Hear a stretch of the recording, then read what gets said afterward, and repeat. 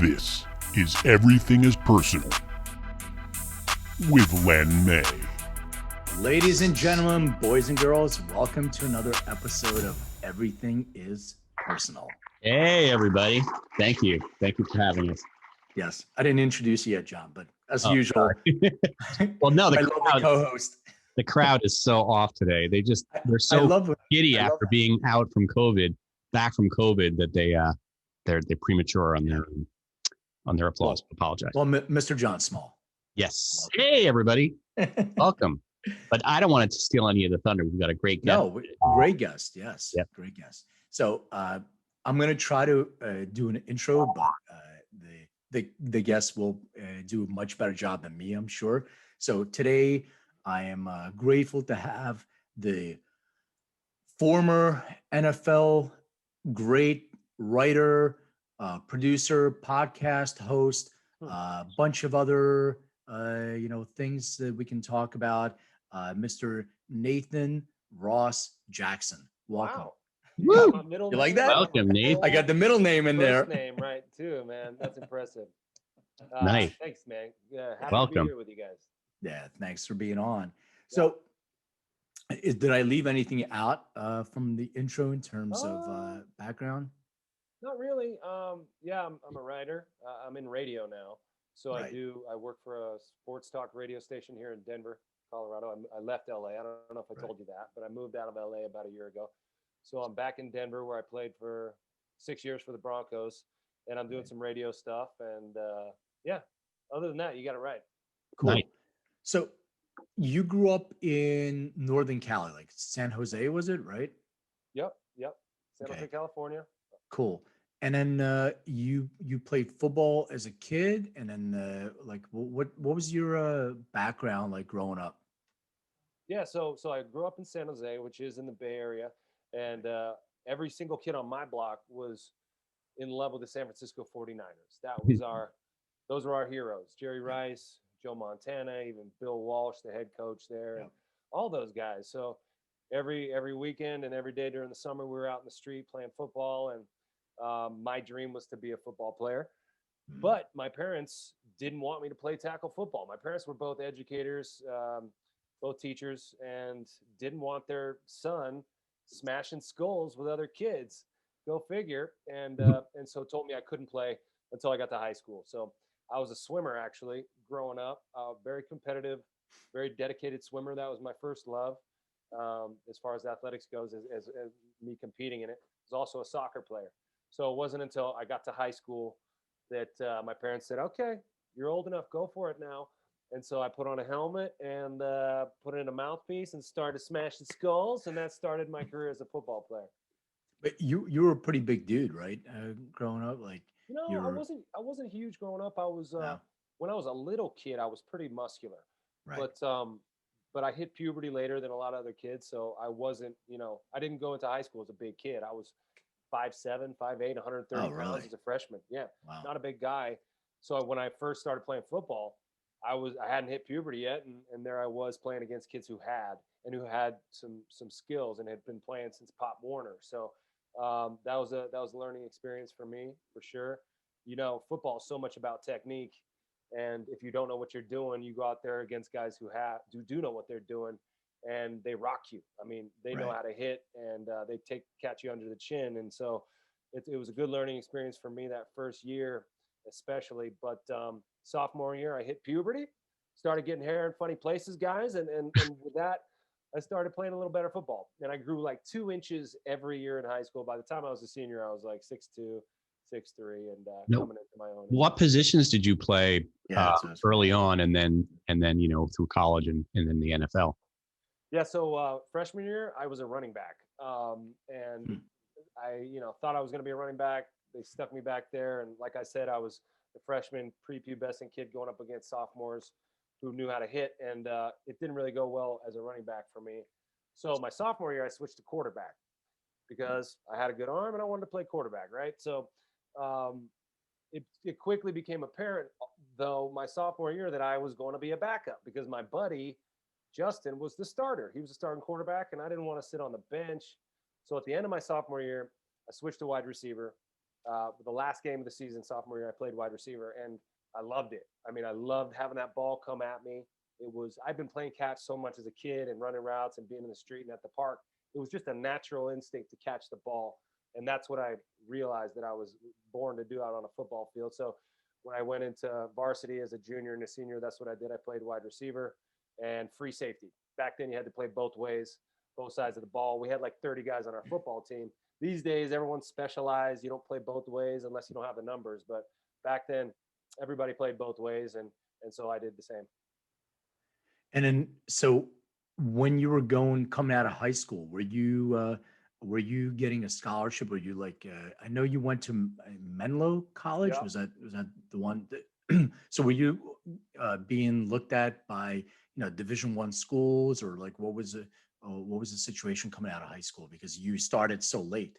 Yeah. So high school, I went to a small high school, and there's a lot of high schools in San Jose, 25 or 30 of them. So we were one of the smaller schools. So I didn't get recruited much at all out of high school. And so I walked on to Cal Poly, San Luis Obispo. I don't know if you guys are familiar with that school. Mm-hmm. Yep. I applied and I got in as a student, and went and talked to the football coach, and he said, we can't give you a scholarship, but you should walk on for us, and we'd like to take a look at you. So I accepted that invitation, and I, agreed, and I declared that I was going to go to Cal Poly. And then right before I went there, that head coach that I had spoken with got hired somewhere else. He got hired in the NFL as an assistant coach, and they hired a new coach at Cal Poly, this old crotchety, curmudgeonly old, local football coach guy. And when I went down there with my dad for a visit, kind of the orientation, I went and introduced myself to this guy and told him I had talked to the previous coach, and he said, we'd be happy to have you walk on. And this coach took a look at me and he said, you know what, I don't know if we have any room this year for you. You should just come here, go to school, and then try out at the end of your at the end of your freshman year, after you get acclimated to the school. So I went to Cal Poly thinking I was going to play football, and didn't play football that freshman year. Joined a fraternity, partied a lot, didn't go to class too much. Was having a good college experience, but something was missing. So at the end of that freshman year, I tried out for the football team, and I got cut. That same coach who told me wait another year after spring ball told me, you're too slow to play wide receiver. You're too small to play tight end. We still don't have a spot for you on the team. So I was devastated, and I went back there my sophomore year. Actually, I went home for summer between freshman and sophomore year. And I had this amazing summer with my friends from back home. And then at the very end of that summer, a friend of mine, one of these friends that I spent all summer with, committed suicide, and caught us all completely off guard. We were blown away by what had happened. We were trying to pick up the pieces and move on with our lives. A couple of weeks later, I had to go back to school. So I was as a sophomore, really, really empty inside, feeling this void of this friendship that was lost, feeling this emptiness that I wasn't competing or felt no purpose in my life.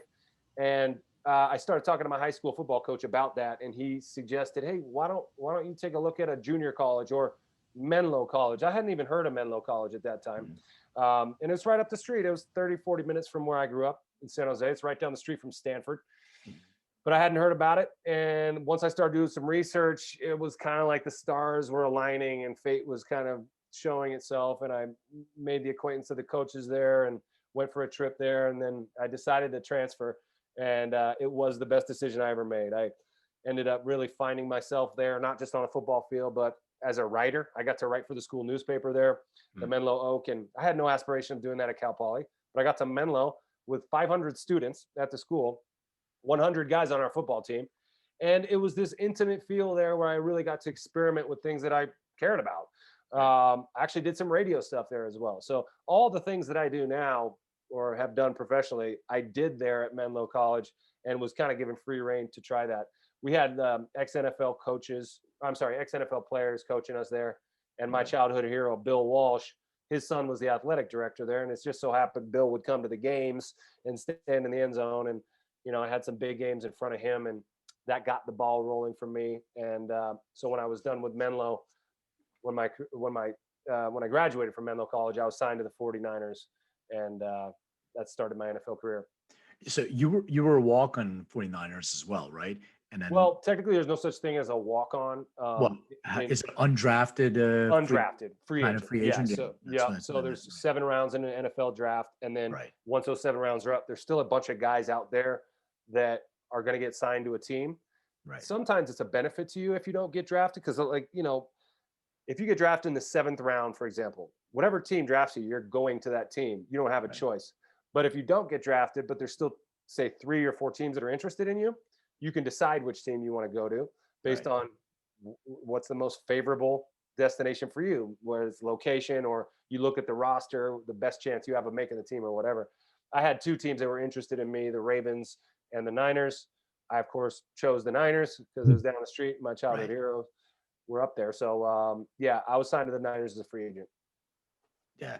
And then did you ever play for the Niners, or did you go to Denver right away? Yeah, so it was kind of weird. Like, I got there, so the draft happens in April, and I signed, 2 hours after the draft was over, and that started the off-season conditioning program, and then mini camps, which is just 2 or 3 day kind of short camps, practices. Right. And I went through that in April, May, June, July, and training camp was in August. Now, to get on the team at all, once you get drafted or you get signed, you have to go through physicals. And I had, they have extensive physicals, and they go through your injury history. And if they catch anything that's wrong with you already on the way in, if it's bad enough, they make you sign a waiver for that specific injury, so that if you get hurt again, they can cut you. They don't have to fix that because it was bad when you got there. So I had this shoulder problem. I had dislocated it 3 or 4 times in college, and had elected not to have surgery on it because I was afraid that the length of time it would take to rehab it would derail my ability to get on an NFL team. So I just took the chance to try to tough it out and rehab it and hope that it held up. Well, they found that in the physical. I had to sign a waiver for it, and then sure enough, second week of training camp, I dislocated that shoulder. So it ended up bothering me, the rest of training camp. I toughed it out, but at the end of training camp, the head coach said, "Look, Nate, we'd love to keep you around on practice squad, but you're injured, and if you're injured, you're kind of no good to us." So they cut me, but they did tell me, if you get surgery and you get it fixed and it's healthy, we'll sign you back next season. So I went back and lived at home with my mom and dad that season, which was 2002, had surgery on my own insurance and rehabbed it, on my own. And then they kept their word and did sign me back at the end of that, or at the beginning of the next season. And I went through that whole process again with them, the whole off season, the whole mini camps and all that. But by then there was a new coach there. The head coach that was there the previous year was gone. We had a new head coach. He didn't really know me from a can of paint. Bill Walsh was still there as an advisor. Right. And so as training camp was going in 2003, it was in the middle of training camp. The way it was shaping out, I was way down on the depth chart, and Bill Walsh kind of made a few calls on my behalf and got me out of there. So I was on my way out to practice one day, had my helmet in my hand. I was all taped up, ready to go practice, get a tap on the shoulder. They said, "Hey, Bill wants to talk to you upstairs." And I went upstairs, and he told me to sit down. He said, "Nate, we've traded you to Denver. Your flight leaves in 3 hours. Good luck." And I was on a plane a couple hours later, and the next morning I was practicing with the Broncos. So I had a new locker, a new helmet, new jersey, and all that. So that started my tenure with the Broncos. And then, as you can imagine, it was surprising, but also kind of traumatic to get pulled out of what I thought was like my opportunity to play for my hometown team, right? And by your childhood hero too. Yeah, my childhood heroes. Yeah. But ultimately, like, it was the best possible thing that could have happened for me. I mean, I wouldn't have made the team with the 49ers, but I ended up in a scenario where I had a coach that did appreciate what I did and gave me a chance to make the team. And I ended up playing 6 seasons in Denver. Who was the quarterback for Denver at that time? Jake Plummer. Yeah. And Shanahan was the coach, or? Yep, Mike Shanahan was the coach, and he kind of had a connection with Bill Walsh because he had kind of studied under that Bill Walsh coaching tree. Yep. He had been the offensive coordinator of the 49ers after Bill Walsh had left, but still it was this trickle down thing where, they ran the same offense, and all these coaches kind of adopted these philosophies of Bill Walsh and became purveyors of his system, and therefore appreciated his advice when it came to players, because they kind of all like the same type of players. So when you played, I read a list of injuries that you suffered. And when you, was there one single injury that you were like, man, I don't know if I can go back after this? I'm always curious because, I'm not a professional athlete. John might be, but I'm not. Oh yeah. No, you can you tell guys that both John, look like John pro is. athletes. Yeah. Thank you. Obviously have this disease. Yeah. So I just I know that playing basketball. I'm the old head. I try to play basketball with a bunch of young kids, and I'll get elbowed in the eye, and I get a black eye and bloody nose. I'm like, I don't think I'm cut out to still play basketball with these kids. And I read your injuries, and I'm like, holy shit! Like some of these are pretty traumatic. Was there ever one that were like, I don't know if after the rehab, if I ever want to do this again?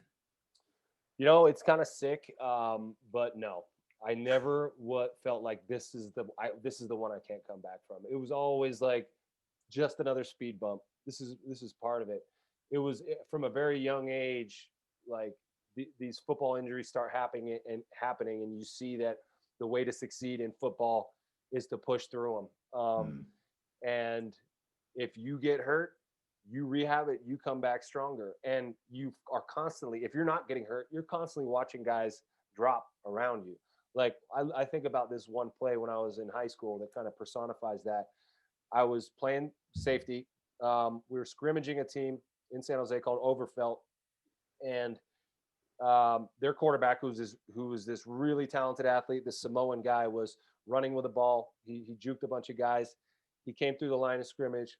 He got held up by one of our guys around his legs. He spun to get out of it, and he ran right into our linebacker. And our linebacker hit him right in the face. His face mask, his chin strap popped off. His face mask pushed through his lip and split his lip from his nose down to his lip, open, down to his teeth and his gums. And he was laying on his back, blood coming out of his face, spitting out chunks of flesh. I was standing over him, and I was watching this happen. And I took a step back, and people rushed in. The medical people rushed in. Ambulance came out on the field. They put him in a gurney. They took him away. And then they blew the whistle, and we kept playing. Yeah. And it was a couple plays where we were all looking around at each other like, okay, I guess this is how it goes. And that's the kind of ethos that is encouraged. The show must go on. If you're at practice and a guy gets cracked and he's laid out on the practice field and cannot physically move, the coach says, let's move it down 20 yards. Move it down 20 yards so we can keep practicing. Wow. And so that was kind of the way it went. And you just push and push and push. And that long list of injuries gets longer and longer. But there was an empowering feeling about overcoming that, about watching your body heal, about being down in the tank and feeling like shit for, a couple days or a week, but watching your body start to heal. And then there's a lot of self-talk that goes on. Yeah. A lot of looking in the mirror and telling yourself, you got this, you got this, you got this. And by God, it works. And you get stronger and you get back on the field. And then, you're buoyed by that. So even at the end, even when my career was over and like nobody wanted me, I still was like, I'm ready to go. Who's going to sign me? So interesting. I mean, there's probably a lot of players like you in the NFL because people, outside of the NFL can't imagine that people would subject themselves to that kind of pain and torture, even though the money can be good, et cetera. Right. You think there's like almost like an addiction to the thrill of like, not knowing what's going to happen to you. And then maybe the thrill of, getting injured, then overcoming the injury. Like it seems like a lot of people in the NFL must share some sort of psychological trait, not to make you be a shrink here for a minute, but I'm curious what it is that makes NFL players, keep going back and doing it, even despite seeing people spitting up flesh and, knowing that people get paralyzed and get brain injuries and all that kind of stuff. Yeah. Yeah. I mean, it's this life that you're on the razor's edge, and it's like the adrenaline is unmatchable. The money, like you said, the adulation, everywhere you go, it's a thing. You get police escorts through the town.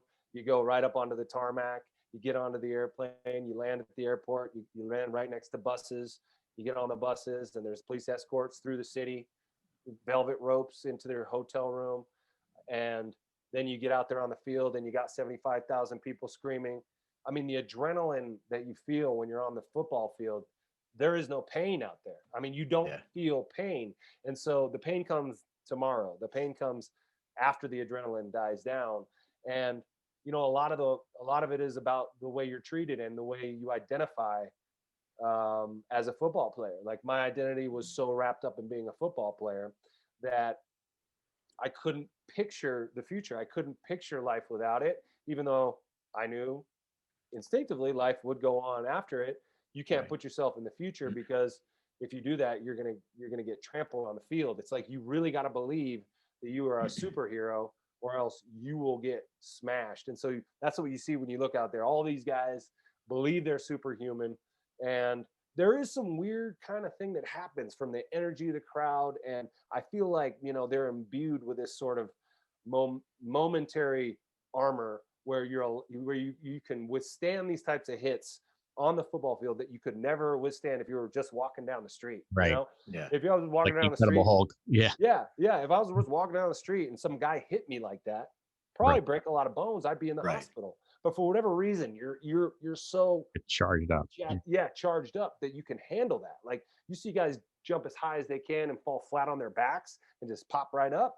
Yeah. Like what would happen to you guys right now if you just stood up right now from your seat, jumped up in the air, and landed parallel on your back? Well, I think just standing up without even jumping would probably be like, oh, my back. Exactly. And so me too now. I mean, I do the same stuff now that I'm not playing football anymore. My body's changed, and the way I recover from aches and pains, it's all different. So there's just something about the energy in that industry and surrounding it that makes you feel like, this is it. I'm willing to die for this place. Probably the same thing that people in combat, talk about that. Well, that's what I was gonna say that from the NFL players or ex-NFL players that I've looked at their genetic predispositions. There are a couple genetic predispositions they have in common. There's a gene called COMT, COMT, and they call that the warrior gene. And veterans and professional athletes, they tend to be more obviously on the warrior side. So like I've had conversations with like football players that were saying, 300-pound linemen are running at me. Everything's in slow motion. I'm in flow. Doesn't even feel like there's no fear, none of that stuff, no stress, no anxiety, because I've been practicing. I know I'm in my element. When I'm home and the birds are chirping, the window is open, I start feeling anxiety. There's something that's wrong because it's too quiet. I need that. And that is a genetic predisposition I saw. So speaking of it, it's a good segue. And I really think there's overcoming adversity is a common theme in your life, from, walking onto the field and not getting drafted and and overcoming injuries. But one of the things I didn't talk about in the intro was you're also known pretty widely as a cannabis activist. So if you can talk about some of the injuries that you've had and what you had to endure with traditional, I guess, ways to overcome those through your football career after, and how you found cannabis as, part of your healing process. Yeah. So I think some of the reasons you just mentioned about that warrior gene or that proclivity to be into the fire, and anxiety when you're not, when it's quiet. I was always kind of an anxious kid. I wanted action, and I wanted to be moving around. And so when I got in trouble a lot in class as a kid, and for that reason, when I did discover cannabis in high school, it really had a kind of middling effect on me. Some people say they get high and they whatever. For me, it was kind of it brought me down in a way, and it leveled you out, leveled you. Right. It brought me into a kind of a more manageable state of idleness, or just it allowed me to calm down. And so that was my first kind of realization that it worked with my body.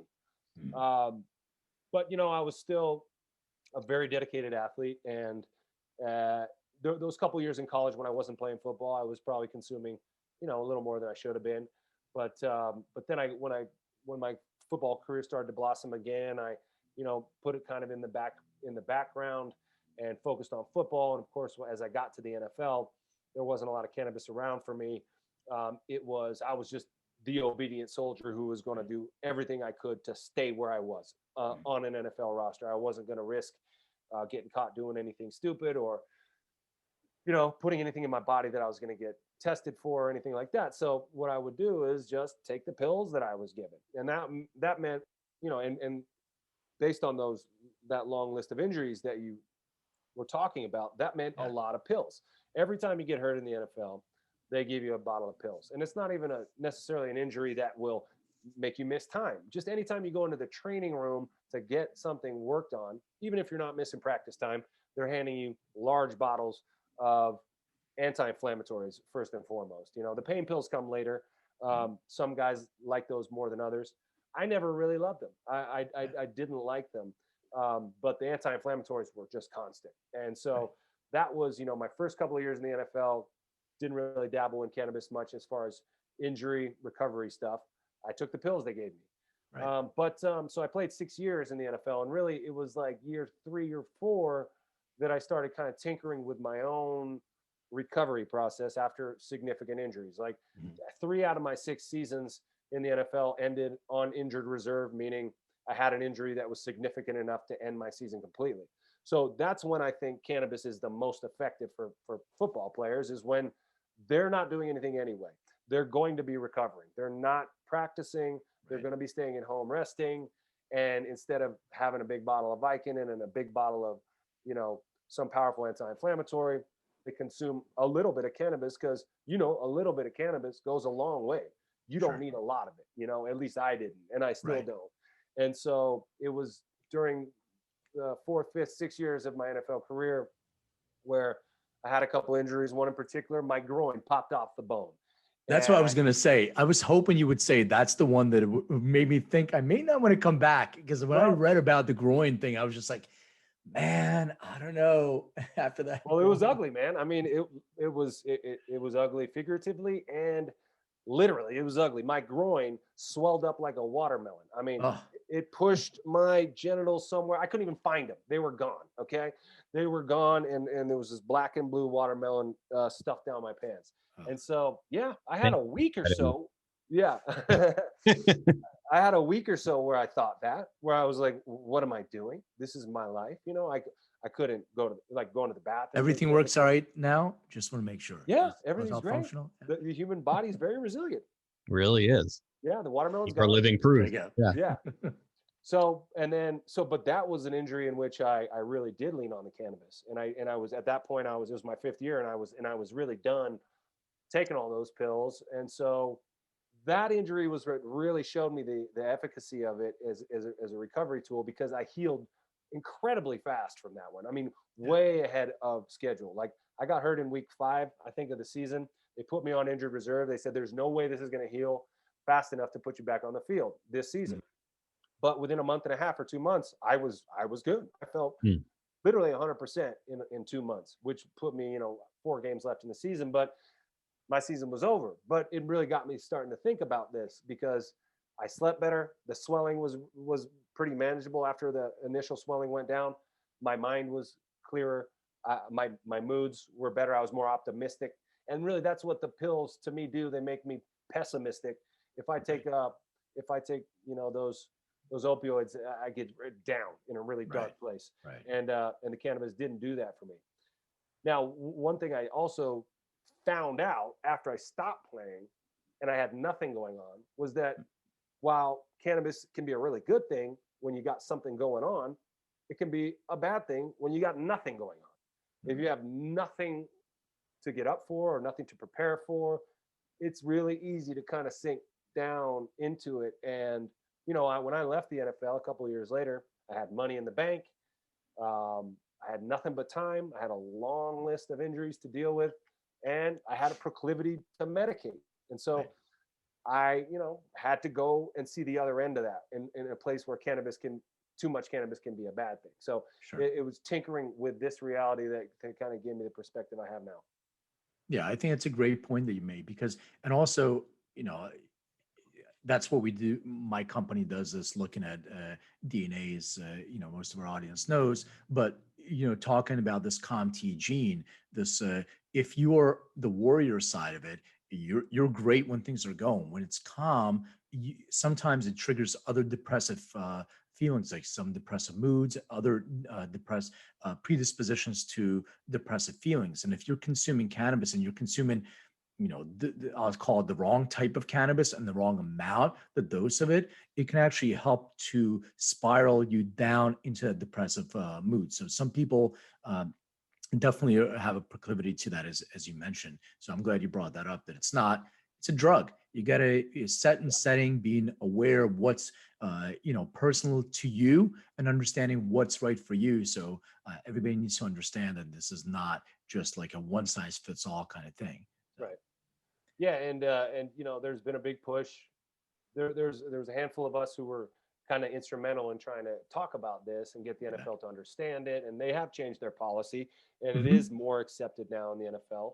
But it's also kind of like they don't have that information that you're just talking about. And so now there's like this, oh, it's good. No, there's no such thing as too much cannabis. Go ahead, have as much as you want. And that's not a good philosophy either. So it's education that really these guys really need, more so after they're done playing, because the demands of the job kind of keep any overuse in check, just because you got to be on point. You can't be late. You got to know your plays. You got to be with it out on the field. You got to be a good teammate. You got to be doing everything right. And so if you're, numbing your mind with too much cannabis, you're not going to be able to do that. But it's really when guys leave the NFL, like I said, they have some money, they have nothing but time, no itinerary, no one telling them what to do, and really no medical personnel around them. Like when I was a player, literally you go to work, you are surrounded by medical personnel watching you, doctors, physicians, gurus, they would call them, of all sorts, watching you to wait to see what happens. And then they rush in and help you heal immediately. Whatever happens, they're on it like a team. And then all of a sudden you go out into the world and that whole team disappears, and you still have all those problems with your body.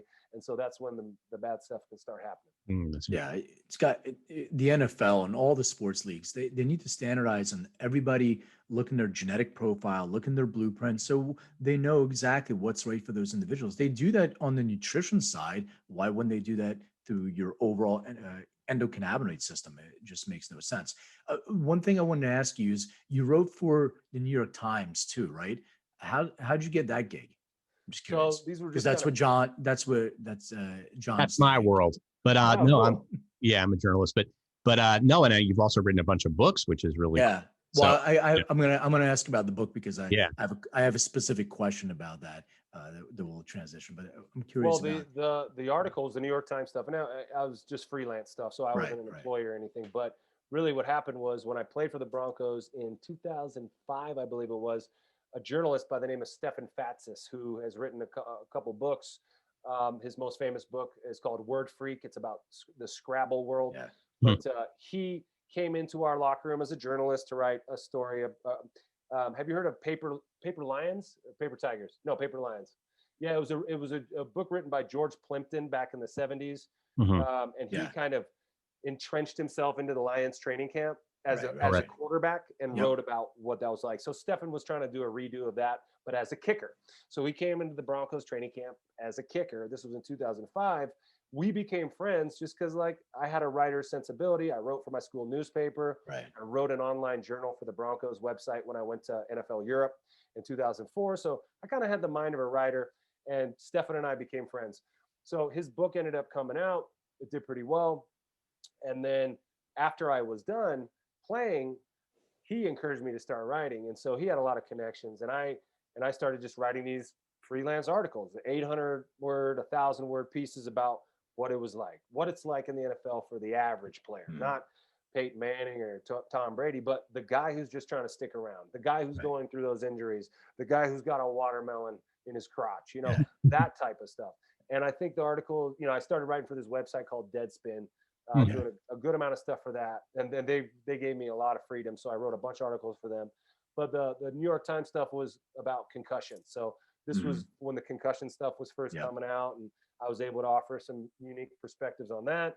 So after I had 15 or 20 of these articles under my belt, I started getting contacted by literary agents and publishers, and that got the ball rolling. And I flew out to New York, and met my agent for the first time at 10 a.m. And then at 11:30, we were pitching an idea for a book at Crown. And then we went to St. Martin's. And then the next day was Penguin and HarperCollins. I ended up signing a contract with HarperCollins and going back to Denver with a book deal, and wrote that book, Slow Getting Up, that came out in 2000. Yeah, and that was without even having a proposal, right? That's Yeah, just yeah, it was no pretty proposal, awesome. which is very rare. I had the But strength. you're of, you, like, yeah. yeah, no, I had a unique perspective on an industry that people didn't really understand and had never had explained in the way I was doing it. Right. They also were able to see after 15 or 20 articles what I was about, my style and whatnot. Right.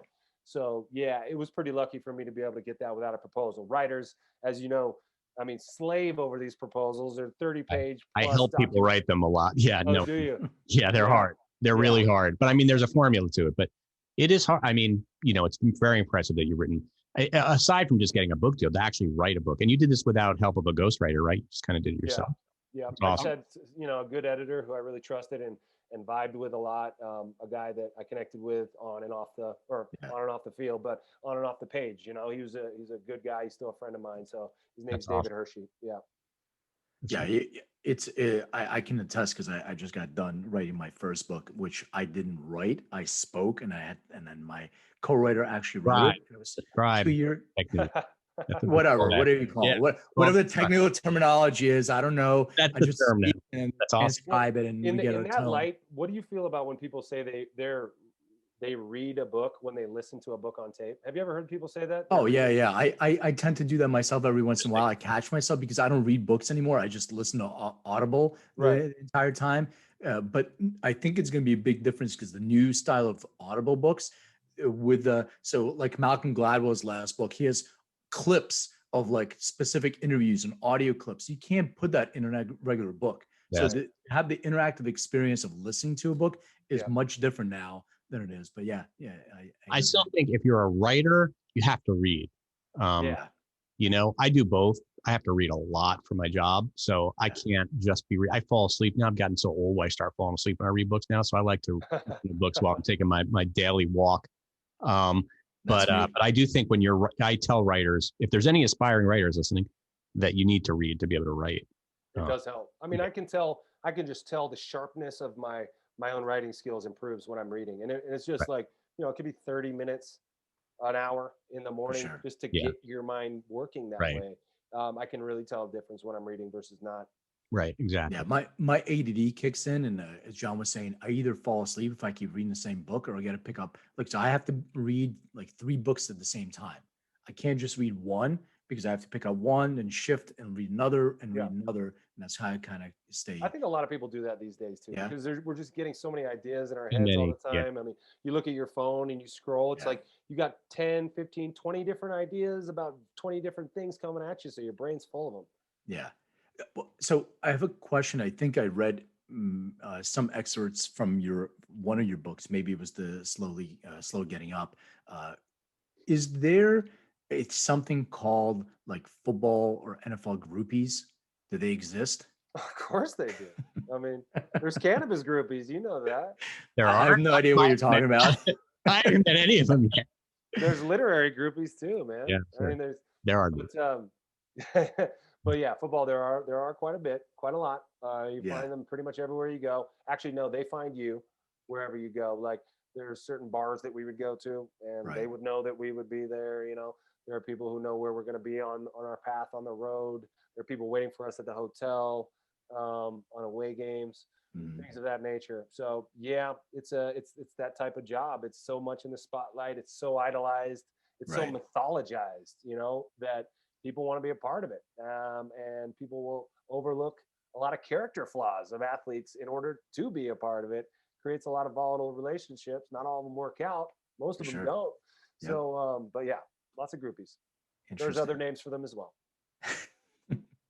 We'll call them groupies for the time being. But everybody knows. They know. I'm just curious if there's like a group. Like I'm familiar with groupies. I don't even know if they're cannabis industry groupies. If they are, I haven't really met too many of them. But in the music industry, there's obviously, groupies, and they follow bands everywhere they go. And it's like Oh, the yeah. same people. I remember I went to see Guns N' Roses, like when they got back together after not playing for whatever many years. And there was these women there that had the bleach blonde hair, had a tease, were wearing the same jacket they probably wore back in the day, but it barely fit anymore. And they're still wearing their crop top, but the belly is not as flat as it used to be. So the girls that were following the group from like, state to state and country to country, and following them around everywhere. I was wondering if like the groupies are specific to the location, or follow you around where the You just want to live vicariously through me. I do want to live vicariously. You just The create a- cannabis like, groupies aren't just not cutting it. What were the groupies like in Miami as opposed Well, to the groupies in St. Louis? they'll follow you around, but your team makes it very, very difficult for them to make contact with you. Like on a road trip, okay? Like you would think, yeah, for baseball and basketball, it's different because you're kind of traveling so much and you're there for a couple nights. In football, you play 8 away games a year. That's it. So you play 16 games. So you got 8 road trips, 10 if you count preseason. But those are only one night trips. You leave the night before the game or the day before the game. So we'd fly out in the afternoon so that we'd arrive around 3:30 or 4 p.m. Mhm. We'd get on the bus and get to the hotel, check into the hotel. We'd have dinner at 7. So you got about 2.5 or 3 hours of free time right there. But it's not just about that small window of free time. There's security at every exit on your floor. We're confined to 1 or 2 floors at the hotel. There's security on every exit. They don't let any non-football players on those floors, and they don't let anyone into your rooms. You can't have visitors in your rooms. So if you do want to fructify that desire at a hotel in Miami, for example, you're going to have to get your own hotel room at that hotel on a different floor, maybe under a different name, and you're going to have to sneak off your floor if it's after curfew. So we get that 2 or 3 hour window from 4 to 7. We have dinner at 7. We have meetings, bunch of meetings the night before a game. The meetings end around 9:15. Then your bed checks at 11:15. So you got 2 hours there. So if you can handle your business in the 2 or 3 hour window before dinner or the 2 hour window after meetings, great. Otherwise, you're going to have to try to sneak off the floor. Some security offers are susceptible to bribery. Some are not. But either way, you wake up in the morning with a wake-up call, you play the game, and you don't go back to the hotel. You go straight to the airport, you get on the plane and come home. So the options are fairly limited on the road. It's all about the off season, but then that's hard right. because then you've got your, if you're married or whatever. Yeah, exactly. Well, does that so really? the advice is there- don't be married. Don't be married if you're going to be in the NFL. Exactly. Yeah. And even on our home games, we would stay in hotels the night before the game. Like that whole protocol would apply for home games as well, because the coaches didn't want us kind of bogged down with distractions at home. And that would often happen. You get a lot of family and friends coming to town for a game. They're all staying at your house. They all want your attention. It was nice to be able to get away from that, go to the hotel, get a good night's sleep in your own room, and get ready to play a game. So I had another question from an activism standpoint. So you were or are currently involved in Athletes for Care, right? Yeah. So that is an organization that you guys started to be able to talk about, cannabis for athletes and the athletes that are retired athletes as well. So are you still involved in that organization? And how did you get involved in the beginning? Yeah, so Athletes for Care was kind of spawned from a group of athletes who started just kind of being invited to these cannabis conferences and seminars and stuff to share our story. And it for me, it happened when I wrote that first book. There was like 2 paragraphs in that book about cannabis, how I preferred it to the pills, just what I was telling you about earlier. Well, the book came out. I thought everyone was going to love all these other ideas in the book. The one thing everyone wanted to talk about was the weed. It was like, tell us more about that, man. So Real Sports with Bryant Gumbel sent Andrea Kramer to my house in Denver to do a piece on cannabis in football. And so I was very forthright and honest with her about it.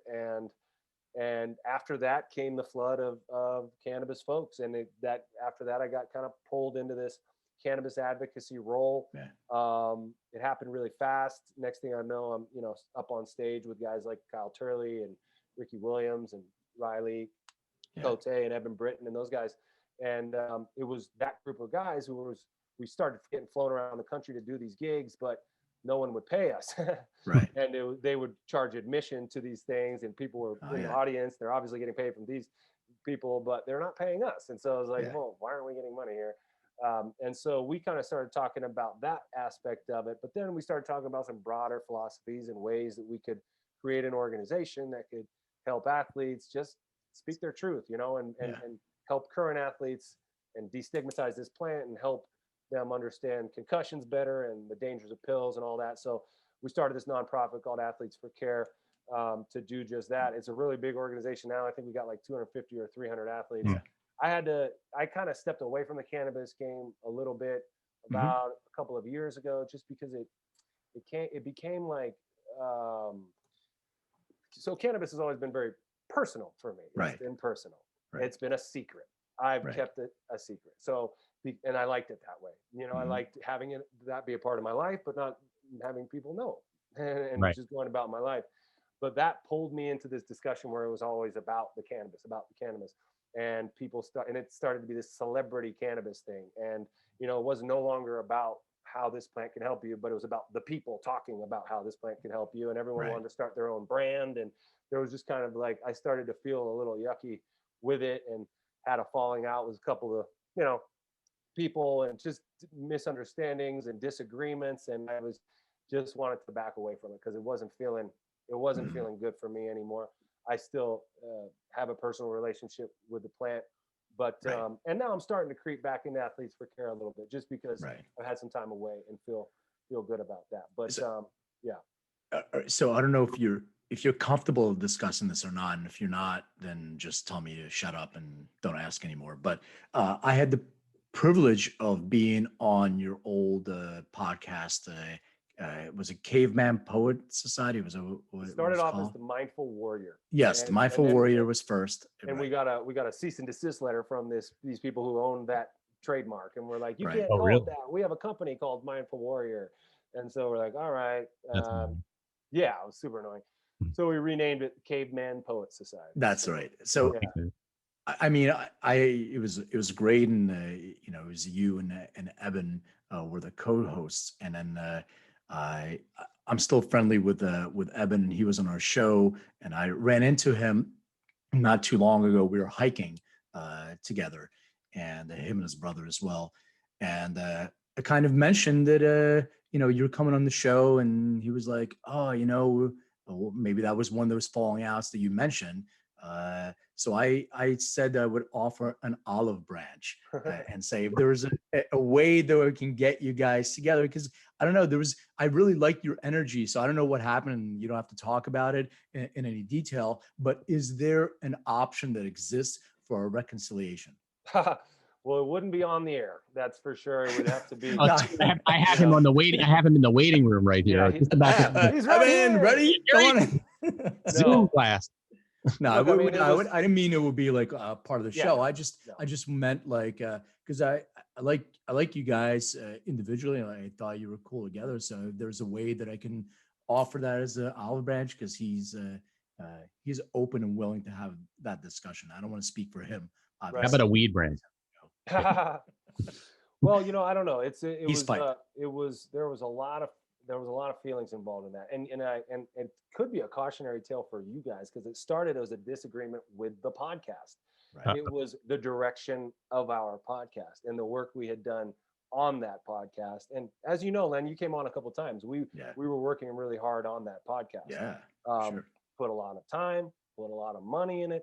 Uh, I'm not going to go into too much detail, but I turned around, and then that podcast was over, and the two guys I was doing the podcast with were now doing a new podcast with Mhm. Mike Tyson, called it Hot Boxing, which was Yeah. basically the same podcast we were doing. I was not asked to be a part of that podcast. So all the work we had done up to that point, all the talks we'd shared, all the brotherhood, all that stuff started to feel a little bit empty when I saw what was happening Right. to not just the podcast, but the friendship. Yeah. And so I haven't spoken to him in a couple of years. Right. So who knows what will happen there? But sometimes things go awry, and this weird podcast business, it's like there are no rules for it. We don't know Yeah. who who does what and how, who Yeah. owns it, and how Especially they when you're doing it as a labor of love, and then it becomes right. Yeah. Yeah. Yeah. And so, I understand the allure of the Mike Tyson brand, Right. but to me, that wasn't the way this thing should have gone. And yeah. my partners decided otherwise. I think time has shown that I was right, because those guys are no longer a part of that podcast. Right. So look, you live, you learn. It was a very transformative moment in my life, because those things happen and you have to go a different way. All of a sudden had to not. I had to turn from this thing I had been working on for years. I mean, years. I had put so much work into it. So who knows? Who knows if there's any olive branch extension in the future? But that's what happened. Okay. Well, thanks for clearing it up, and I appreciate it. And if this was a catalyst for that, great. If not, then not. And I just and by the way, I just think you do a great job with a podcast. Anyway, I thought you were a great host, and you guys had this relationship that was really, really good. I really enjoyed it. So thanks, man. Well, we loved having you on. It was always a really interesting conversation. Like, I learned a lot from you, and it kind of, confirmed a lot of the feelings I was having about cannabis and why it worked with my body and all that. So well, thank you. I thought I was boring people with all the science you talk about. Yeah, no, I appreciate that's sciencey guy. Sciencey guy. That's right. That's right. The science. Right. That's You know how that started, John? So I was actually sitting next to Nate in was it Jim Belushi's house we were at? Oh, that's right. That's yeah. right. So we were on the panel. It was the funniest thing. So Jim McAlpine was hosting this panel. I'm trying to remember who was on it. So I know Al Harrington was on it. Yeah. I think I might have been there that day. That's what's crazy. Oh, were you there? Yeah. Lee Steinberg was there. It was at his house. Yeah. Yeah. It was Riley. I think Riley Cote was there. I'm trying to remember who else. Oh, what's his name? The UFC fighter. Frank. It was a hockey player. Frank Shamrock. Well, Riley Cote was the hockey player, and us, and everybody's a professional athlete. Or there, I remember that. Yeah, he was in the accomplished. Everybody's an accomplished player. So Jim, it's easy for him to introduce everybody. He's like, ex NFL player, ex champion this, and then he gets to me and he's like, Len May, sciencey guy, and that was it. And somebody in the audience, they sent me a box of T-shirts with a hashtag that said sciencey guy. That's awesome. Wearing it on the show. So I remember thinking you were a doctor, being in the audience. I was just in the audience for that thing. That you guys didn't know each other back then? Mm-hmm. Wow. I don't know. No. John interviewed me once, and that's we like spoke about stuff for 20 minutes or so, and then we talked about music, and that was all we ended up talking about. So fuck cannabis. Let's just talk about hip hop. Yeah. Right. Cannabis and music go together. Right. So if Neil deGrasse Tyson calls you, Len, and wants you to be a part of his podcast, don't do it. Yeah, and Bill Nye, and don't expect to get a cease and desist from Bill Nye. The difference is Bill Nye is the science guy. I am the sciencey guy. That's a difference. That's like Vanilla Ice and Queen, Right. Dun dun dun dun dun dun. Yeah, right, exactly. A little bitty day. Slightly, a little bit different. Yeah. All right, Len, last 3 questions. Yeah, the big. Yes, I was leading up to. So these are the big 3 questions. So get ready, difficult stuff. So, please describe your first experience with cannabis, if you remember. First experience ever with cannabis was summer before my freshman year of high school. A friend of mine named Dustin had recently gone to LA and seen some family and came back with a little bit of cannabis. And we were all intrigued and, a little scared, a little excited. We were hanging out near this creek. We went down into this creek area with this covered canopy area, but we didn't have anything to roll it with. So we bummed a cigarette from some guy out there, hollowed out the cigarette, filled it with just this tan bark is basically what it was.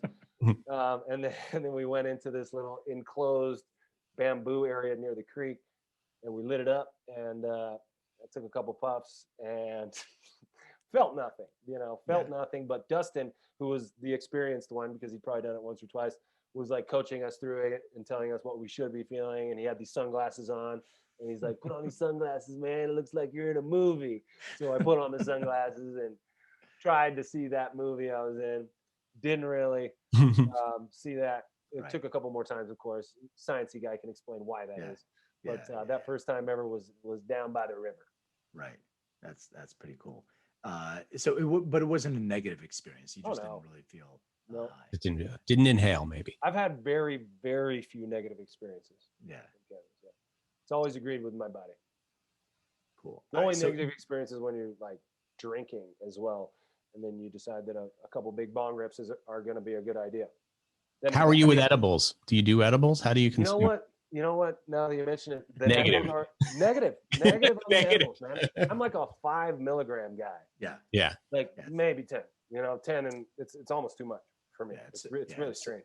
Yeah, poor metabolizer of THC through the digestive system. That's what happens to people. I mean, I talked about this so many times before, and I still today I got a call from a mother whose son. He had 2 experiences. The first one was with alcohol and cannabis that I highly discourage people from mixing it. It does the opposite of what you want it to do, and people can get really fucked up and pretty sick doing that. And the second one was with an edible, and he's had psychosis genes and things of that nature. So you have this liver conversion to 11-oxyhydroxide, and I'm just letting people know that it's a whole different way that you're going to experience it. It can be 5 to 50 times more powerful than THC alone than smoking it.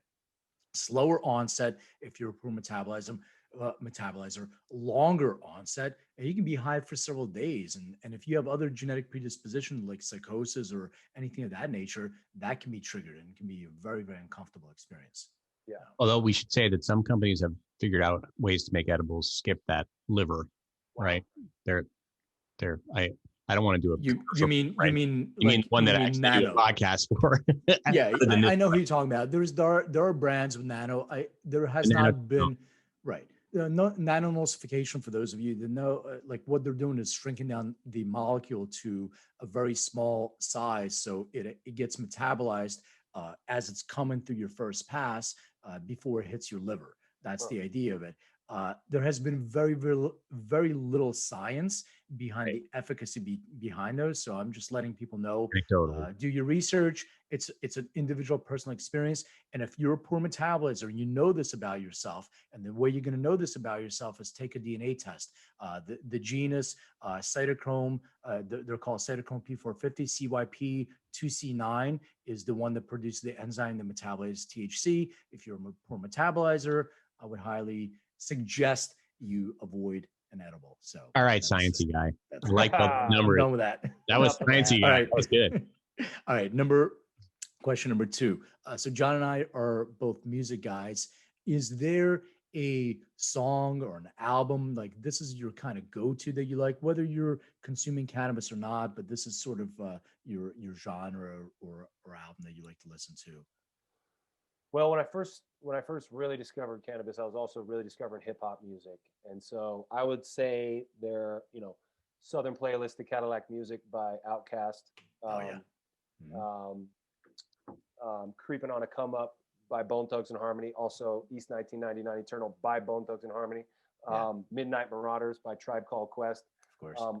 Wu-Tang Forever, Wu-Tang, all the. You're singing music to our ears right here. That's right.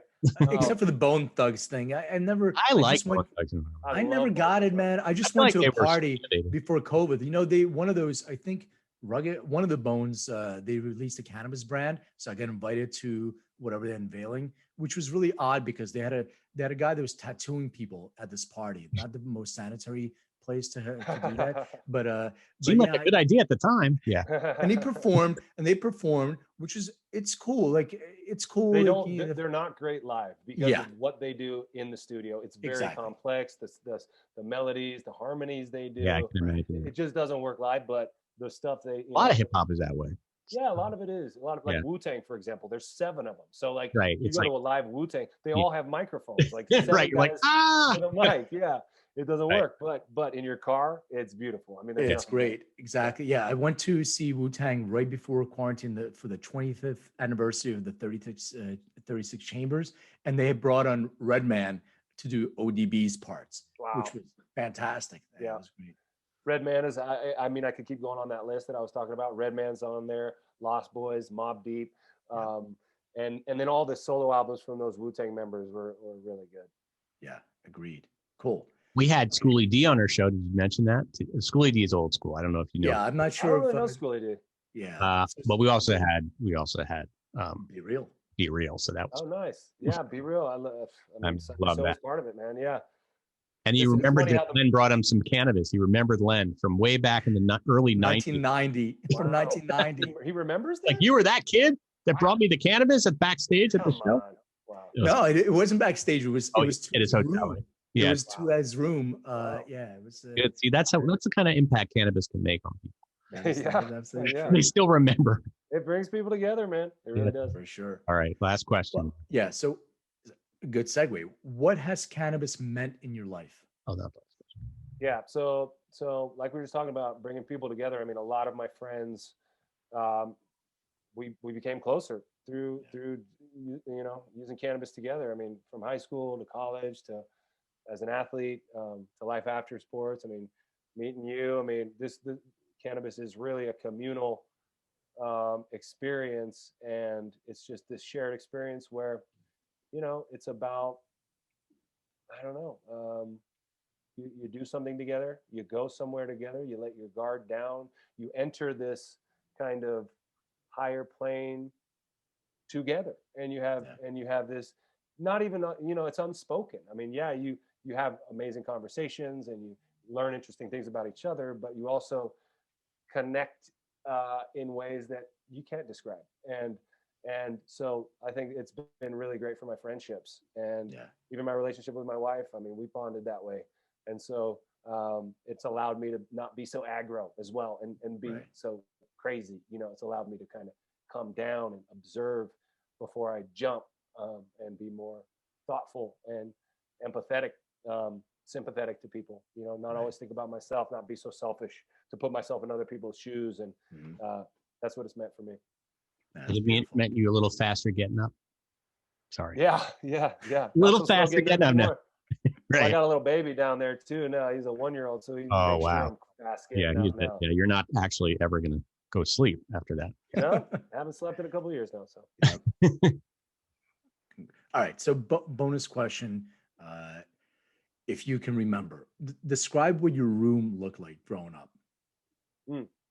So I had a lot of stuff on the walls. I had, I would cut out pictures of girls from the Sports Illustrated swimsuit edition. Those were up on the wall. Nice. All of the square CD covers of all those albums I was described to you were on the wall in like checkerboard type of thing situation. Blacklight posters for sure, 2 or 3 of them. And then this was more in high school, but prior to that, it was 49ers, Jerry Rice, gold fingers. There was this big poster of him. He had like his hand was dipped in gold and he was holding a football. Joe Montana, the 49ers in general. The catch. You have a picture of the catch? I didn't have a picture of the catch, but that was definitely a big moment. Big moment. Yeah. But I was only like 2 years old when that happened, so I don't really remember. That made me feel very old. I know. I remember that too, John. But I also had Michael Jackson poster on my wall. I had Lamborghini on my wall, Ferrari Testarossa on my wall. Yep. So that was my childhood bedroom. Very cool. Nate, thank you so much for this is so interesting, man. Show. It was so good. I'm super, super grateful. Where can people contact you, find out more? Is there anything that you want to have people contact you for? Writing any more books? I want to find out about the books. Yeah. So I've written 2 books. I want to write another one. I don't know what that one's going to be yet, so I'm kind of looking for that next idea. But I use Twitter to promote the kind of the stuff I write. And if you ever want to contact me, Twitter is a good place to do it. Or if you ever want to look at the stuff I write, I do post it all to my Twitter account, and that is at Nathan Serious, NATHAN SERIOUS. Don't really use Instagram. Don't really use Facebook too much. So Twitter is the way to go for my work. Great. Yeah. I'm subscribing right now. Awesome, I'm following you.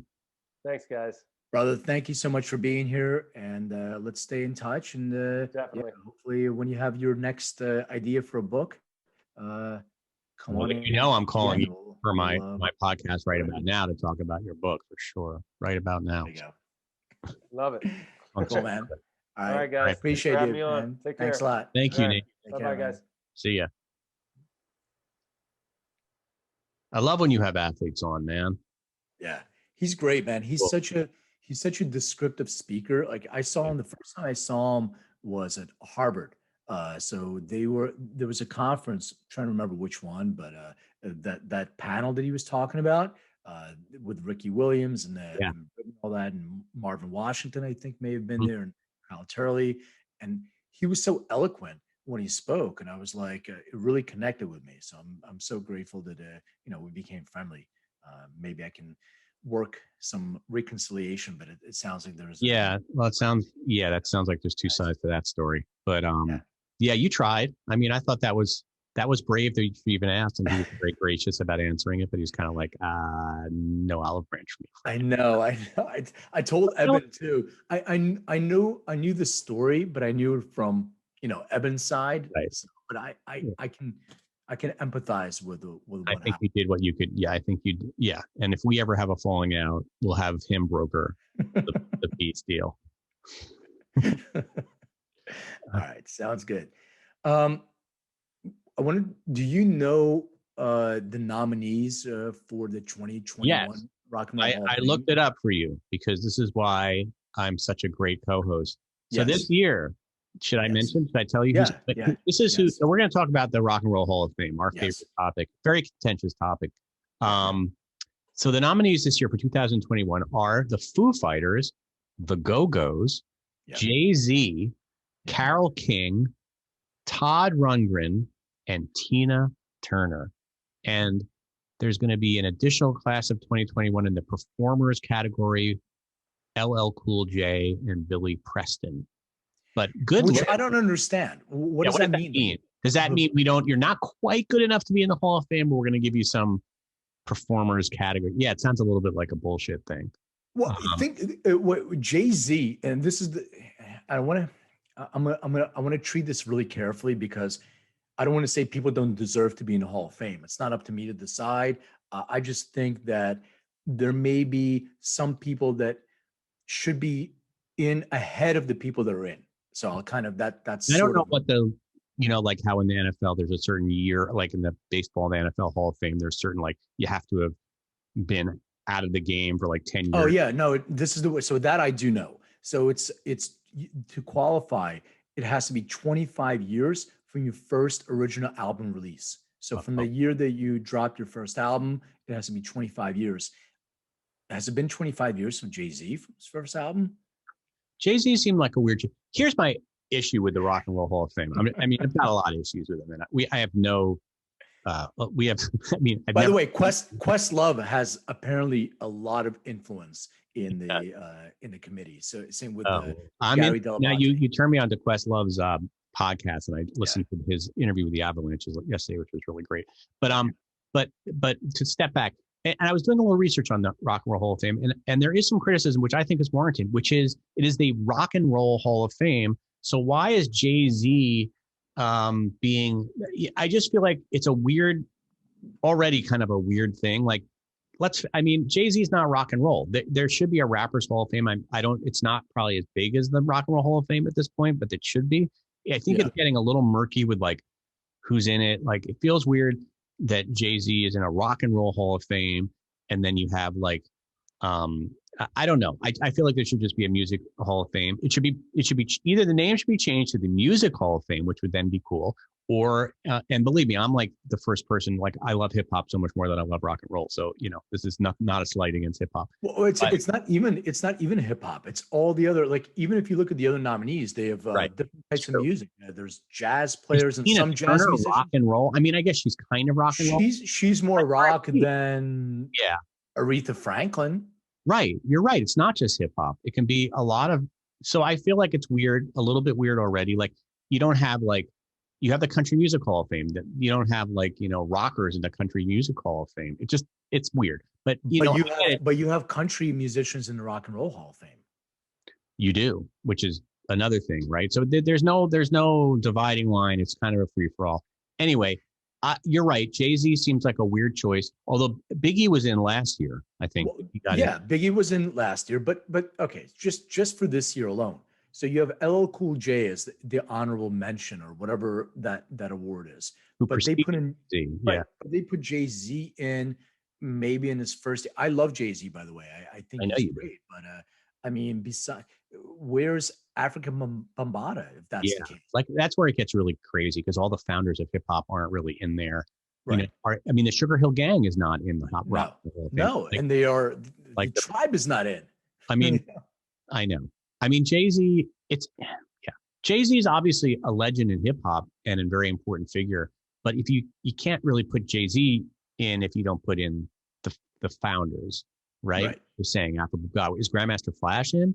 Sugar Hill Gang's not in. Yeah, I think Grandmaster Flash might be in. I think is in, and this is such a and curious. He is a founder. I mean, he's early days.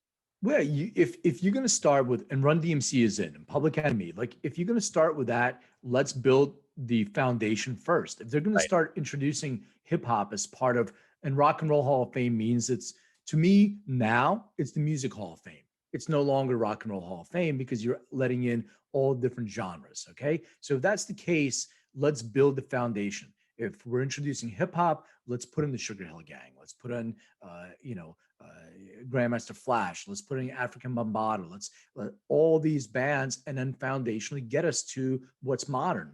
Snoop and Jay-Z and Biggie and whatever, Tupac. But Wu-Tang Clan. How do you, if you're not gonna like? Are they not in? No, they're not in. Oh Jesus Christ! But again, it's weird because it's like the Music Hall of Fame. Just call it the Music Hall of Fame. Freaking, the heart of rock and roll might be in Cleveland, which is already weird because I mean, really? I voted for it by accident. Cleveland? Did I ever tell you that story? What's that? You voted for? So I was in Dayton, Ohio, out of all places. And I went to the Wright Brothers Museum and I went to the air show. And outside they had a tent and they were just, giving you some free shit if you sign your name. And I didn't realize that I signed my name to vote for Cleveland, the Rock and Roll Hall of Fame. And it was Philly against Cleveland. They were the last two cities. And my vote put it over to Cleveland. Oh, my God. No, I'm kidding. I have no idea. I know. Your vote didn't, but I mean, still, the heart of soul should be in Philly.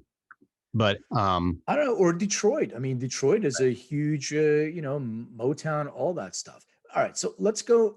I don't know how you want to do this, but even this year's list, like Foo Fighters. Okay, so I'll just tell you some of the bands that are, or musicians that are not in, and Foo Fighters. Tell me if the Foo Fighters are any better or are more deserving. Right. Yeah, and this is where it becomes difficult because I like the Foo Fighters. I'm a fan, but Ozzy Osbourne is not in. That's hard for you. I mean, Motorhead. Willie Nelson. Not in. Well, there you go. Willie Nelson's not in. And he's a country. But they have other country musicians that are in. Right. And Willie is a crossover artist as well. He had some pop type songs and hits. Then you do some with Julio Iglesias, and that was like a top 10 hit. To all the girls I've loved before. Right. Yeah, you're right. Let's look at this list. I'm looking at the list of who's not in it. It's shocking. All right. So, what about Ozzy. Bad Company? Bad Company's not in. Devo is not in. Devo. I mean, it's ridiculous how many people there are were influenced and actually said they were influenced by Devo. Right. They're not in. Right. Exactly.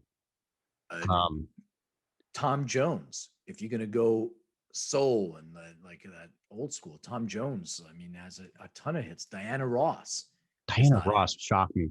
The Smiths are not in. I know that. I knew that was a big one for you. That was a big one for me. Rick James, bitch. Rick James is not in the home. Yeah. So let's see. Judas Priest is not in. Yeah, that must be tough for you. Jethro Tull is not in. How do you have not Peter Jethro- Tosh? I know. How do you not have Jethro Tull in the Rock and Roll Hall of Fame? How do you not have Peter Tosh? And again, that's a weird one. Like reggae, I'm sure Bob Marley is in. Of But course. But like, at what point do you draw the line with reggae? Like, how can you have Bob Marley but not have Peter Tosh? Like, that's like he's like a hugely influential person in reggae. Right. And then you have soul. You have Yeah. soul musicians on there, Barry right? White is not. Right. You don't have Barry White, Mhm. exactly. And you don't have the Commodores. Shot. How do Well, you you not have have the Lionel Commodores? Richie, right? Well, how can you have Lionel Richie without the Commodores? Or without the Commodores. No, it's shocking. Foreigner's not in.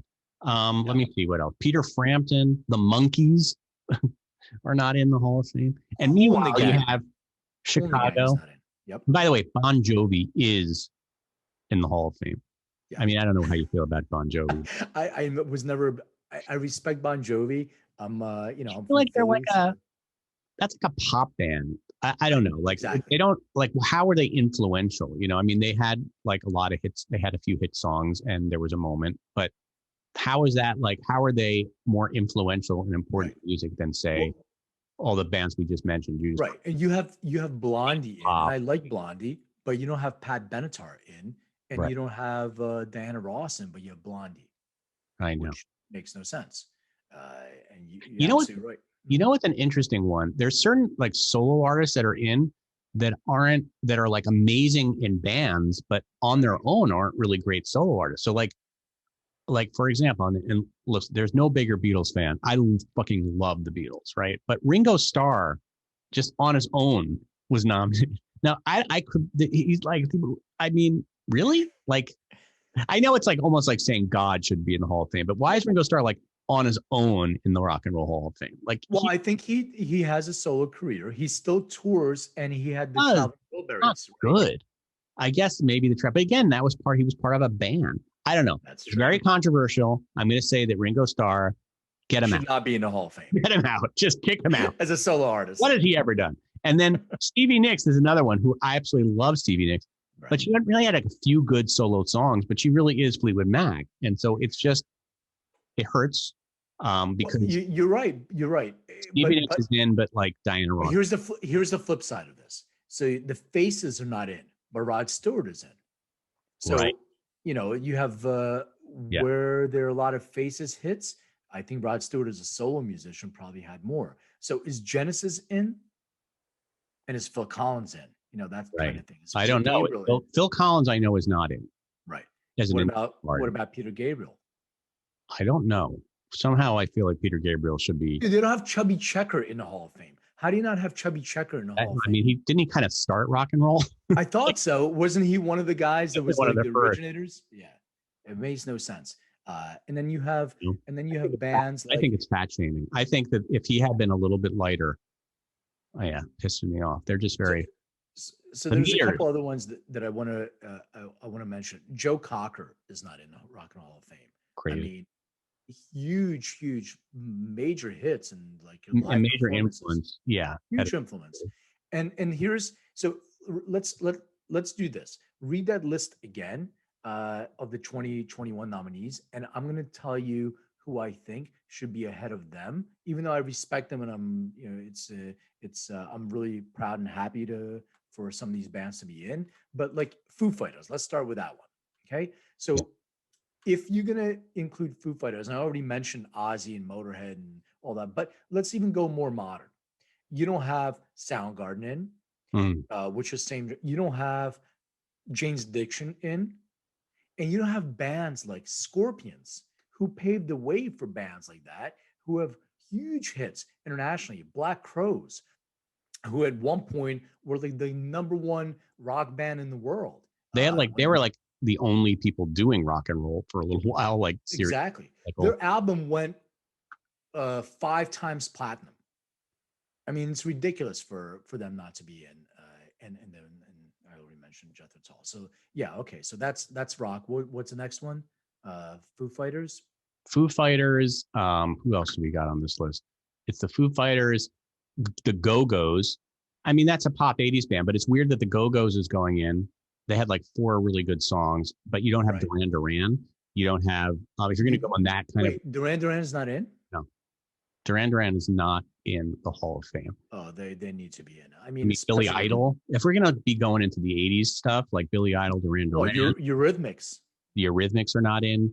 Kraftwerk, that hurt me. Kraftwerk Wait, hurt I me. thought they were in. No, didn't they get Are they? nominated? I Maybe don't not. think so. I mean, I could think be wrong. I think Kraftwerk were the most nominated. I think they were brought up 5 or 6 times, but I just let's think double that check people that. don't really understand Kraftwerk. Like, you have to understand. I mean, their influence on hip hop is like unbelievable. Oh, Like, their it wouldn't be influence on Africa Bambaataa music. without Kraftwerk. But yeah. So yeah, New Order is not on the is not in. You were right. They're not on because I'm just checking the list. They are New Order is in. not. New Order. New Order is not. Nope. So again, the Go-Go's, they're, they had a lot of hits. And I think, there's something about them being an all-female band at a time when there was very, very few female bands. That is noteworthy. And so maybe that's part of it. But as far as like their hits, like and like their influence, like the Go-Go's weren't like, I don't know. Maybe I'm wrong. Maybe the Go-Go's were, there's a very good documentary on the Go-Go's on, I don't know, one of the cable networks that I watched recently, and I know that they were more influential than I realized they were, Yeah. but still, I have nothing against the Go-Go's. I love the Go-Go's. It's just weird not to have Duran Duran. Well, yeah, that's what I was saying. Two name bands with the same name. If you're gonna have that era, New Order, you have the Eurythmics, you have Duran Duran. I mean, even Kool and the Gang not being in is kind of odd, but that is weird. Okay, so that's Go-Go's. Who's next? Or In Excess. In Excess was a band from Carole King. Now, Carole King, I can't argue with because she's in. Songwriter. She's in. Yeah. Todd Rundgren, I don't really know his music. I mean, I probably bang on the drum all day. Oh, he's I don't want to play. Yeah, but he's a Philly guy, by the way. All right, Todd Rundgren has a couple hits, but he's also an amazing producer. So he's had shitload of production successes that he's done. So maybe all right, we give him a pass. I'm fine with Todd Rundgren and Tina Turner, of course. I mean, it's almost, of course, and that's also a great documentary to watch. Yeah. But Tina Turner. But here's the thing with Tina Turner. Why is Tina Turner in and Diana Ross? No, that makes absolutely no sense. Because Diana Ross had a great career with the Supremes, and then she had a great solo career. Of course. So it's the Diana Ross thing is a mystery to me. To me, she's like she's like the first lady of Motown. You can't Barry White. Yeah, and Barry White is up there, and I mean, Barry White has been responsible for many of my amorous nights. You put on a little Barry White, dim the lights, do do do do do. I wonder if Sade is on this list. They should have the Sex Music Hall of Fame, and that would be like Sade. Sade is always Barry White. Hey. Yeah, Sade was my go-to. All right, well, who's next? All right, that's it. And then we have this LL Cool J mystery. All right, so here's the thing. Eric B and Rakim are not in. I mean, tragedy. Right, and if you're starting to introduce dance, Public Enemy, I think. Yeah, Public Enemy is in. I think they were in. NWA is in, I hope. NWA a couple years ago. Right. But you have Devo was the one that really freaked me out. I could not believe that Devo's in. But if you're going to start introducing more electronic music, and I saw some, what about Daft Punk? Oh yeah. What about the Prodigy? Yeah, I mean, I feel like there's not enough diversity. Yeah, well, not diversity. I know that they try very hard. There definitely is not. I mean, by the very nature of rock and roll. I meant musical diversity. I didn't. Not ethnic and not racial diversity. No. No. There's definitely not enough diversity, and a lot of the criticism of the nominating committee of the Rock and Roll Hall of Fame is that it's a bunch of boomers. So they're nominating people like, what was this band that I was reading about? The Paul Butterfield Blues Band and the Frankie Lyman and the Teenagers. These are bands that were like popular in the 50s, 5 minutes. But if they're going to do that, why don't they, John Mayall's blues, I mean, that's the guy who started Eric Clapton, all these other musicians, they're not in. And then I think, who's not in the Hall of Fame that's really interesting, because I think he's so influential, is Gary Newman. I don't know if you ever listen to Gary Newman's music. Oh, yeah. But Randy Newman's in. Okay, Randy Newman got in. Different spelling, different family. But Gary Newman, I mean, he was doing kind of new wave before new wave even existed. I mean, Bowie was really the first, but then Gary Newman was like, if you listen to some Gary Newman records, that was like 78, 79. Right. You know, they weren't doing that sound until like till like 82, 83. So he was very ahead of it, I think. I'm just pissed. This is all making me very mad. By the way, my daughter has to practice the piano here in 10 minutes. I might have to vacate my goddamn studio, which pisses me off because who's paying the note to have this studio, and then she's got to have her piano right behind me. There's the piano, and she's got to practice on that. I have the same thing. That's and her teacher's coming over in a minute, and I'm getting these texts. Are you going to be able to get out of there by? Yes. You know what? I'm fucking working right here. That's right. You tell them, put your foot down. Who wears the pants? Who wears the pants? Epic Records wears the pants. Oh, my Epic Records. I like that. Yeah, I have my. I don't know if you can read this. Yeah, it's a Stakes. Stakes is high. Oh, Stakes is high. That's cool. I get it. Like the stakes is high. That's a band. De La Soul. Oh, Stakes is high. Yeah, that's a cool one. That's a good one. Yeah, thank you. All right, so do you want to do a? Yeah, we'll do a Have You Heard? I'm just gonna. You're gonna do only yours today. I don't have a good one. I'm gonna finish my rant this way. That this whole thing with the Rock and Roll Hall of Fame, either you're gonna make it Rock and Roll or you're gonna make it the Music Hall of Fame. Yep. Because it's so unclear. You're allowing soul. You have some jazz musicians. If you don't have Coltrane and Herbie Hancock and guys like that in the Hall of Fame, then it doesn't make any sense. So let's separate the Jazz Hall of Fame and only include rock. They just say call it the Music Hall of Fame, and then have like little different division. Like in a museum, you go to different wings. You go to the Romantics wing, and then you go to the Modern Art wing. Yeah. Just have different. I've never been to the Music Hall of Fame. I don't know how it's set up. The Rock and Roll Hall of Fame. I've been to the Country Hall of Fame, weirdly, because I don't even like country music. Well, I do now. Ever since we talked to Tom. I know we got. But it was very well designed, and it really takes you through the history of rock and roll. You go through the history of rock and roll, and you're talking about Chucky Checker, and then you're talking about Elvis, and then all of a sudden you're talking about Public Enemy. Like it just Elvis was a hero to most, but he never been hero to me. Chuck D hates Elvis. All right. Yeah, and then you have Nirvana, and I think that they're giving some bands the disposition of like that's not the word I want to use. Special dispensation. That's what I wanted to say. Right. They're given a special dispensation based on circumstances. So they have Nirvana, who's in and has been in, but they don't have Alice in Chains, Soundgarden, right. And the other bands. They have Foo Fighters before they put in these other bands that were. I think the Foo Fighters would be embarrassed that Alice in Chains isn't in there, and they are, because they were so influenced by Alice in Chains. So I don't. Yeah, I mean, he said it. Dave Grohl says like Alice in Chains and Perry Farrell were like their Jane's Addiction. Like Jane's Addiction and all those guys were. Is Jane's Addiction in? No, they're not in. Right, because I know that. And War is not in, and like Grand Funk Railroad. I mean, if you're gonna go down that road and you're gonna put in. What's his name? Todd Rundgren. Why is George Thorogood not in? I know. And everybody always gets mad that Warren Zevon is not in. I don't know a lot about Warren Zevon, but I did like the Werewolves of London. All right, here we go.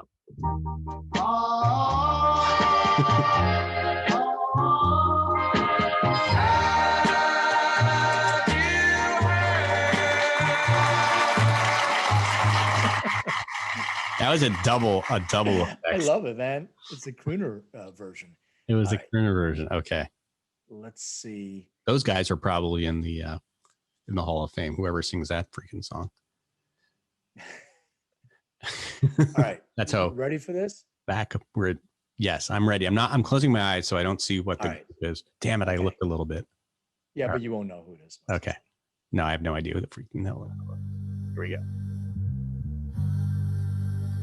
I'm big on this, dude.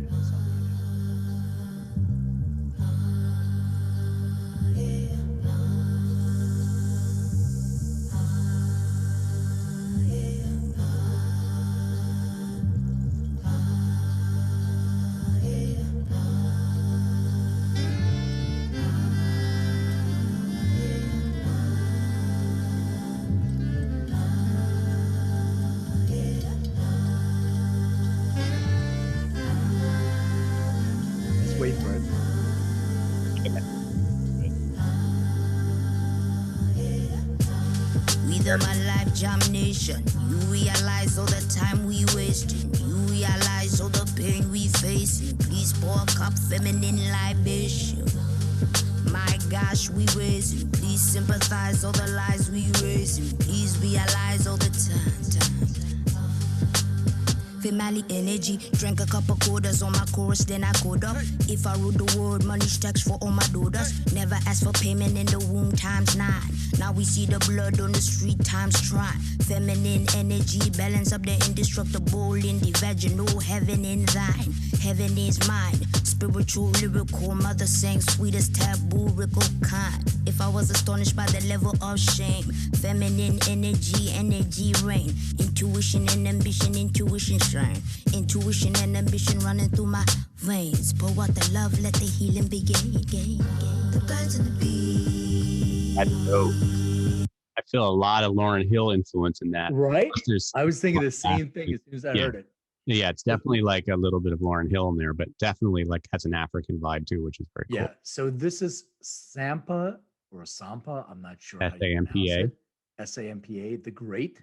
She is a Zambian-born Australian singer and rapper, and I think this is her first single. And she just has one album that's just came out. I think I could be wrong, but I think I love that. yeah. So Did you hear that on KCRW? That feels no. like KCRW music. No, so But I've been, I get stuck in these YouTube kind of Right, holes, I know. and I start They listening, recommend shit to you, and you're like, oh, and my- I do that for hours. I just sit fun. there. I love it. I love it. right. So, I mean, what did we do before that? We were trapped. Like like you couldn't do that, right? When Oh, we I- were growing you know up. what I You had used to listen your do? own shit. I'll tell you what I used to do of when Napster and Kazaa and all those things. Oh, came yeah. out, I would spend hours and hours and hours, and I have literally stacks of CDs that would burn with Right. stealing music. Sorry guys, I was stealing music. Yes, I know, but everybody was. So Back in the day, everybody was yeah, doing it. maybe we should start a label and see if anybody new has some hits. I met this kid in Hawaii who had a MF Doom tattoo, young kid. And I'm like, hey, man, is that MF Doom? And he went off for like 30 minutes just talking to me about hip hop and all this stuff. And he's got a SoundCloud account. And I'm like, man, all these people are unsigned, but they're pretty good and have these SoundCloud accounts. I know. My son being one of them. There you go. He just released his first record yesterday on SoundCloud. And Congratulations. um, You want to plug it? yeah, check out Lords of Bebop with my son Elijah M. Small and Riley M. Schmiedeman. It's dope. It's dope. The song's called I forgot. But it's Lord Bebop. Something about being blinded or something like that. Anyway, all right, Len, this has been a fantastic show. I got to get out of here before her piano kicks me out of the room. But Cool, brother. thank you. We'll see you later. Yep. All right, peace.